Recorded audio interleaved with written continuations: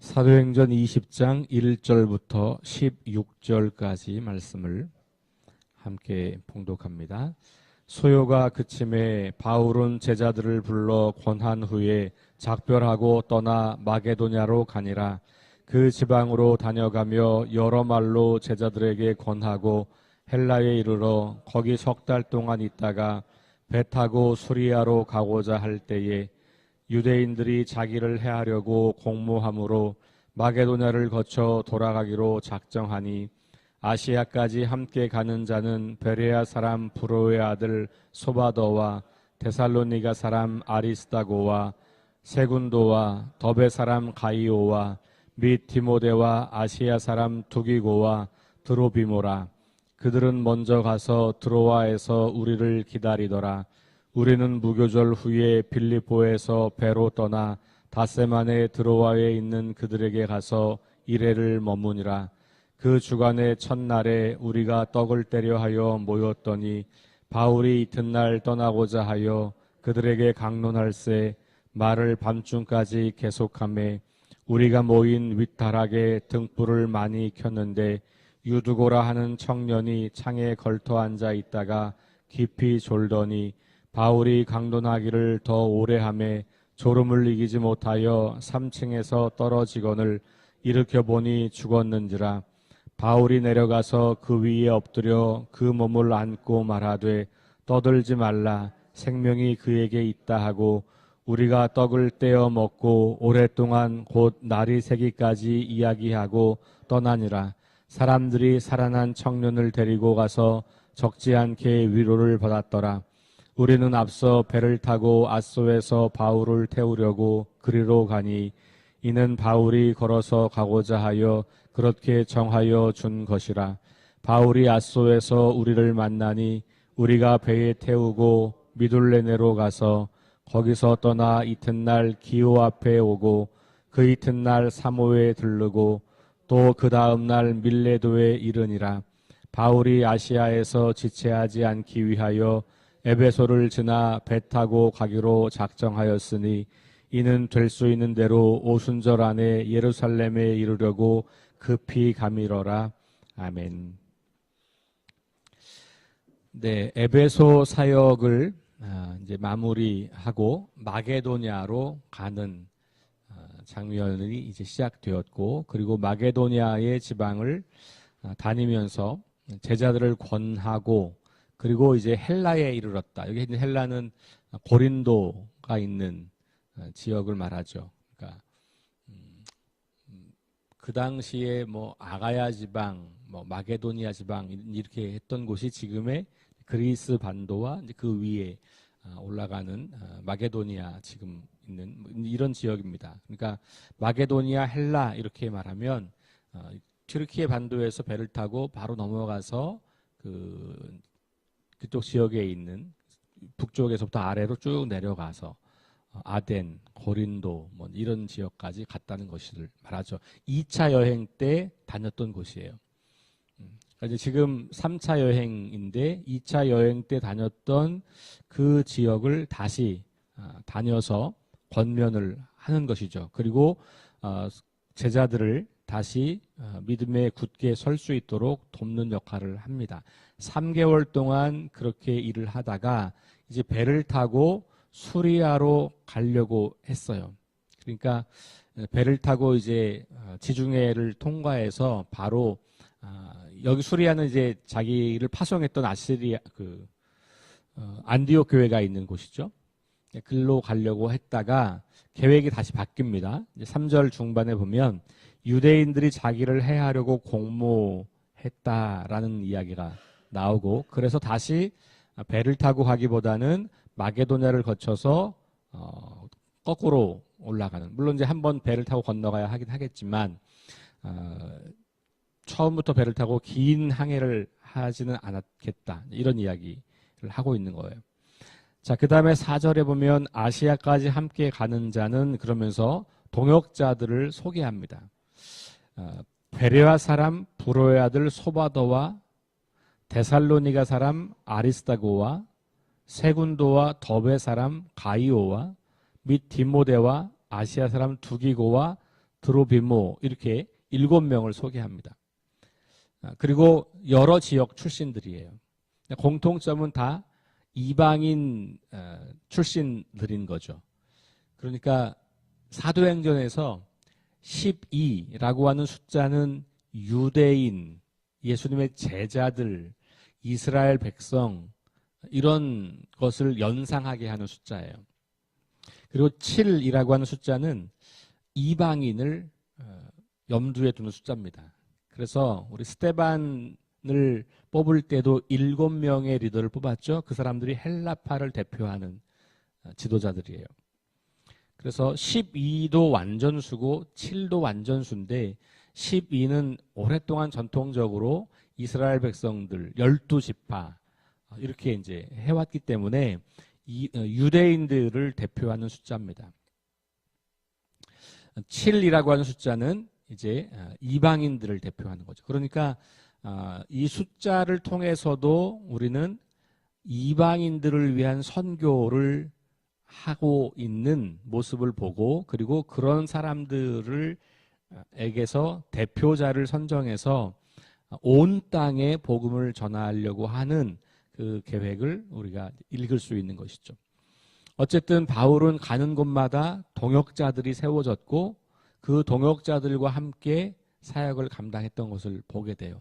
여기 7명만 동역자가 있는 건 아니죠. 근데 이 사도행전을 기록하는 누가는 대표적으로 7명을 기록한 거고 말씀드린 것처럼 그것은 그 당시 이 초대교회 사람들에게 7명 그렇지 그러면 온 땅을 이방 땅을 향해서까지 하나님의 복음은 전해줘야 되는 거야 라고 하는 것을 자연스럽게 생각해 볼 수 있는 그런 대목이라고 하는 거죠. 가는 곳마다 동역자들이 생겼고 그 동역자들과 함께 복음을 전하기 시작했고 그 동역자들도 바울과 같이 자기의 고향에만 머물러 있는 것이 아니고 함께 이곳저곳을 다니면서 함께 복음을 전했던 것을 보게 됩니다. 자, 그러면서 이 아시아까지 가는 동역자들이 각자가 자신들의 삶의 자리 그리고 자신들과 관계를 통해서 복음을 전하게 되고 중간에 잠시 서로 떨어져서 사역을 하기도 하다가 다시 목적지에서도 만나기도 하고 먼저 이런 다양한 모습을 우리가 보게 됩니다. 6절에 보니까 그렇게 나와 있어요. 5절에 그들은 먼저 가서 드로아에서 우리를 기다리더라. 그러니까 그들은 드로아까지 먼저 이제 가는 거죠. 아마 이들은 배를 타고 이제 갔던 것 같아요. 그리고 우리는 무교절 후에 빌립보에서 배로 떠나 닷새만에 드로아에 있는 그들에게 가서 1일을 머무니라. 그죠? 이렇게 해서 여기 우리는 그러면 누가와 바울을 말하겠죠. 지금 이 글을 쓰고 있는 사람이 누가니까 누가와 바울 그리고 다른 7명은 배를 타고 먼저 갔고 바울과 누가는 도보로 이동을 했고 빌립보까지 도보로 갔다가 거기서 배를 타고 넘어갔고 이렇게 일정을 소개하고 있는 거예요. 여기서 걸어갔다라고 하는 표현을 조금 주목할 필요가 있어요. 여기 나와 있는 바로는 유대인들이 자기를 해하려고 공모함으로라고 이렇게 단순하게 기록되어 있습니다만 조금 상상력을 좀 발휘해 볼 수 있을 것 같아요. 도보로 가도 유대인들을 만날 수는 있어요. 그렇지 않습니까? 유대인들이 무슨 배를 타고 갈 때만 와서 쫓아오는 건 아니잖아요. 오히려 도보로 갈 때도 훨씬 더 위험할 수가 있는 거예요. 어쨌든 이 유대인들의 방해가 있었지만 그러나 여전히 복음을 전하려고 하는 그런 방법을 선택한 거예요. 그것이 도보가 됐든 배를 타고 됐든 어쨌든 그런 방해 속에서도 복음을 전할 수 있는 방법을 그 당시 상황에서 가장 좋은 방법을 선택한 거겠죠. 왜 그런지는 잘 몰라요. 우리가 이유가 없기 때문에. 또 하나는 걸어가면 시간이 오래 걸리고 배를 타면 빨리 간단 말이에요. 그런데 걸어가면서 다시 그 교회들을 세우고 그리고 가는 여정에서 많은 사람들을 만날 수 있잖아요. 배를 타면 한정된 사람들에게만 해당될 수 있지만 그러니까 어떻게 보면 바울에게는 빨리 이동하는 것보다 빨리 가는 것보다 더 중요한 것은 계속해서 복음을 전할 수 있는 환경을 선택한 건 아니었을까 하는 생각을 해봐요. 이건 순전히 그냥 상상력이에요. 그런데 성경을 읽을 때 우리가 정황을 보면 그런 상황을 우리가 좀 상상할 수가 있는 거예요. 여러분 묵상하실 때는 그런 상상력을 동원하는 것이 그냥 좋습니다. 그러니까 이게 이상한 해석이 되지 않는 범위 내에서 상상력을 동원하셔도 좋고요. 이상한 해석이라고 하는 것도 크게 문제가 될 게 없다고 저는 봐요. 여러분이 그렇게 성경을 읽기 시작하면 어느 순간 성경에 대한 이해가 깊어지면 그런 것들이 교정될 수 있거든요. 그러니까 너무 그렇게 한다고 해서 그게 뭐 아주 심각한 문제가 되는 그런 게 아니라면 그런 상상력을 읽는 거죠. 왜냐하면 이 책을 읽는다는 것은 행간을 읽는 거거든요. 문자만 읽는 게 아니고. 그러니까 이런 대목에서 우리가 묵상해 볼 수 있는 거예요. 바울이 왜 걸어갔을까? 유대인들이 방해를 하고 자기를 해하려고 하니까 거꾸로 갔다. 꼭 그것만 있었을까? 그러면서 그가 걸었던 그 긴 시간들을 상상해 보는 거죠. 그 상상은 그냥 상상이 아니라 이제까지 바울이 어떻게 살아왔는지를 우리가 보고 있잖아요. 사도행전을 통해서 만나는 바울. 그랬다면 바울이 그랬다면 이때는 어땠을 거다라고 하는 상상인 거니까 터무니없는 상상이 아니라 맥락에 근거한 그런 이제 생각을 우리가 하는 거죠. 그 맥락에 근거한 상상이 바로 묵상이에요. 그러니까 저는 이 대목에서 바울이 복음을 전하고 교회를 세우려고 하는 그 애씀과 그 수고가 저는 상상이 되는 거예요. 그렇구나. 빨리 가려고 하는 거가 아니고 천천히 가더라도 하나님의 사람을 한 명이라도 더 세우고 가는 것. 이것이 그에게는 중요했던 것으로 보입니다.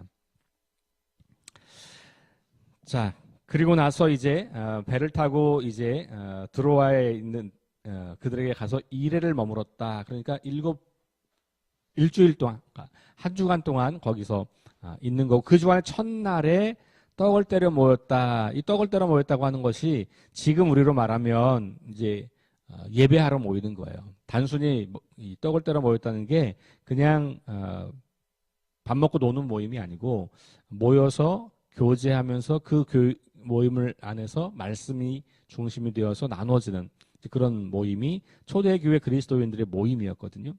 근데 어쨌든 그들이 모이면 함께 먹는 일을 아주 중요하게 여겼던 거예요. 자, 어쨌든 그렇게 모였습니다. 그리고 이제 바울이 그 다음날 떠나려고 이제 해서 늦게까지 말씀을 전하는 거죠. 그래서 밤 늦게까지 하고 있는데 윗 다락방 등불을 많이 켰는데 거기에 이제 그 윗 다락방에서 모인 거예요. 그러니까 이들이. 그러니까 말씀드린 것처럼 제가 한번 말씀드렸는데 예전에 이 당시의 집이 이렇게 1층에 상가가 있고 2층, 3층 정도가 사는 집이고 이런 것들이 많았고 1층만이라고 하더라도 그 다락방, 지금 우리가 말하는 다락방 개념은 아주 작은 다락방이지만 이 당시에는 우리 지금으로 말하면 2층이라고 생각하시면 될 거예요. 굉장히 큰 공간이 있는 거예요. 그러니까 아마도 모여서 그 말씀을 들을 때 그가 이렇게 그 창가에 걸터 앉아, 그러니까 이 정도에서 창가에 걸터 앉아 든지 뭐 이런 거예요.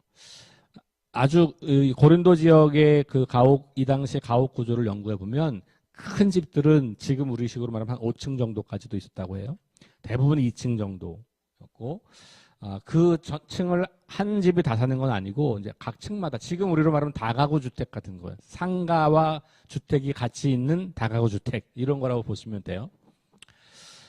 그런데 여기서 유두고라고 하는 청년이 창에 걸터 앉아서 말씀을 듣다가 이제 밤이 깊었으니까 졸다가 떨어진 거예요.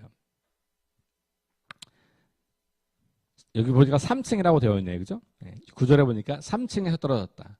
네, 여기보다 한층 더 높은 거예요. 죽었다 그랬어요. 바울이 그러니까 말씀을 전하다가 말고 내려가서 그 위에 엎드려서 그 몸을 안고 말하되 떠들지 말라 생명이 그에게 있다. 그러니까 바울이 보니까 그가 죽지 않은 거예요.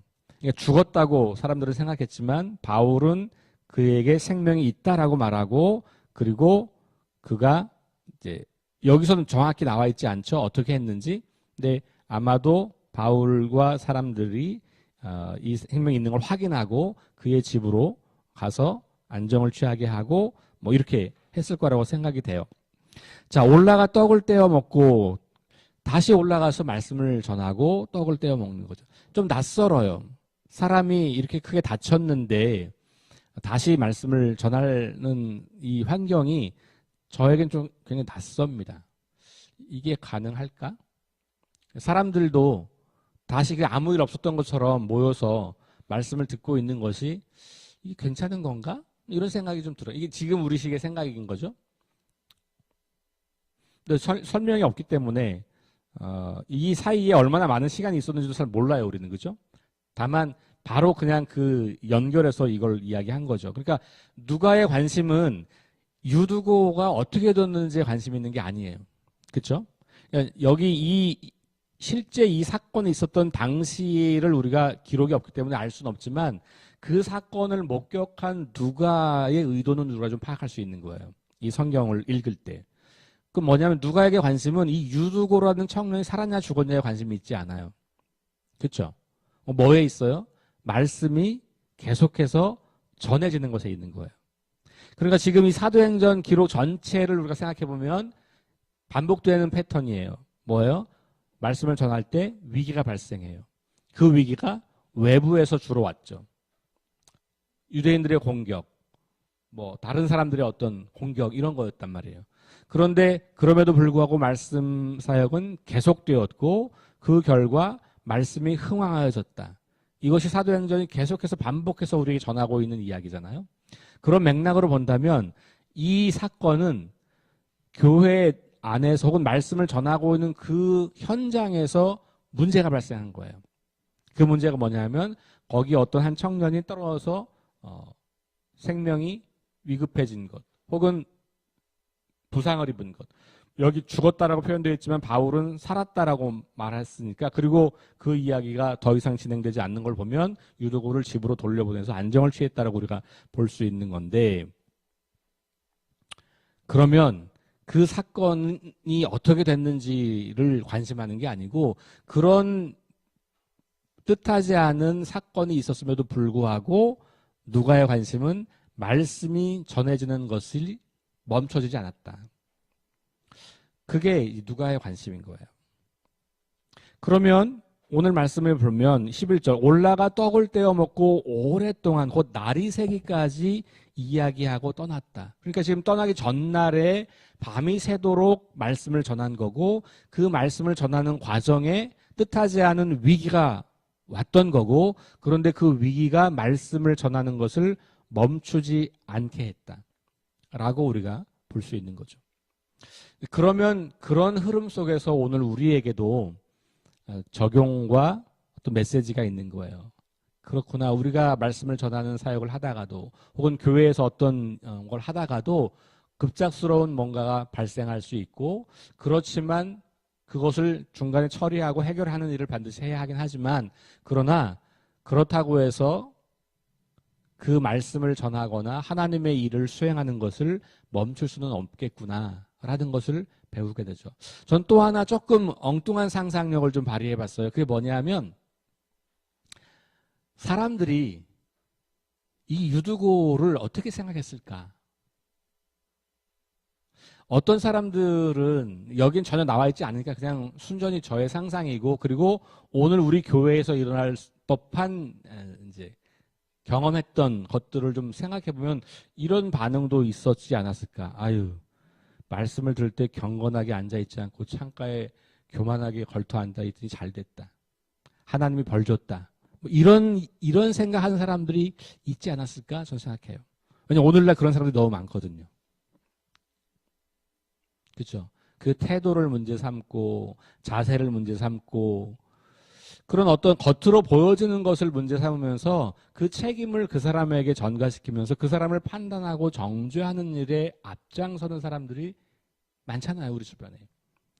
그가 생명이 어찌 된 것에 대해서 안타까워하고 그가 그를 살려야 되는 여기에 관심 있는 게 아니고 그 사람이 그렇게 된 것이 당연한 것처럼, 혹은 그것은 그 사람이 뭔가 잘못했던 것에 따라서 하나님이 벌 주신 거라고 하는 생각을 하는 경우들이 굉장히 많은 거예요.